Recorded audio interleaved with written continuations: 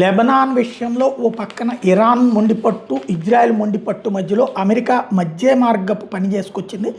పశ్చిమాసియాలో శాశ్వత శాంతి స్థాపన దిశగా అడుగులు కొత్తగా వేసుకొచ్చింది. లెబనాన్లో ఇజ్రాయెల్, హెజ్బుల్లా మధ్య పోరుకు అడ్డుకట్ట వేసి యుద్ధాన్ని పూర్తిగా ముగించాలని అమెరికా, ఇరాన్ తాజాగా నిర్ణయించినాయి. వాటి మధ్య ఘర్షణ నిలువరించేలా సమన్వయ సెల్, సి కాన్ఫ్లెక్షన్ సెల్, డీకాన్ఫ్లెక్షన్ సెల్ ఏర్పాటుకు అంగీకరించాయి. ఇందులో లెబనాన్ ప్రభుత్వం భాగస్వామ్య పక్షంగా ఉంటుంది. యుద్ధం శాశ్వత ముగింపు కోసం 60 రోజుల్లోగా తుది ఒప్పందం కుదుర్చుకునే లక్ష్యంతో ఓ రోడ్ మ్యాప్ వాషింగ్టన్, టెహ్రాన్ అంగీకరించాయి. స్విట్జర్లాండ్లోని బర్గెన్ స్టాక్ రిసార్ట్ వేదికగా ఇరు దేశాల మధ్య పాకిస్తాన్, ఖతార్ మధ్యవర్తిత్వంతో ఆది సోమవారంలో జరిగిన తొలి విడత చర్చలు ఈ మేరకు సానుకూల పరిణామాలు చోటు చేసుకున్నాయి. తొలి విడత ఉన్నత స్థాయి చర్చలు సోమవారంతో ముగిశాయని, సాంకేతిక అంశాల మీద దిగువ స్థాయి సంప్రదింపులు స్విట్జర్లాండ్లోని ఈ వారమంతా కొనసాగుతాయని పాక్, ఖతార్ వెల్లడించినాయి.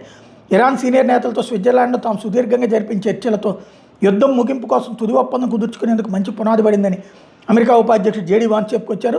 తమ నుంచి సోయా, మొక్కజొన్న, గోధుమలు కొనేందుకు ఇరాన్ అంగీకరిస్తే జప్తు చేసిన ఆ దేశ ఆస్తులకి అందుకు వీలుగా విడుదల చేసేందుకు అమెరికా సిద్ధంగా ఉన్నట్టు తెలుస్తోంది.